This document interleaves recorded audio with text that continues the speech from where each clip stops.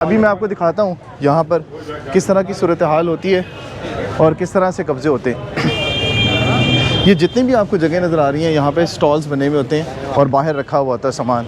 तो इसमें अब जिस वक्त CDA और DM में ऑपरेशन करता है तो ये सारा सामान जो है वो कब्ज़े में लिया जाता है। अभी आपको दिखाऊँ कि कितनी बड़ी तादाद में ये सामान कब्ज़े में लिया गया है। यहाँ पर आप देख रहे होंगे कि इस ट्रक पे ये सारा सामान रखा गया है, जिसमें ये सिलेंडर्स भी हैं, काउंटर्स रखे हुए हैं, 4-5 काउंटर्स हैं।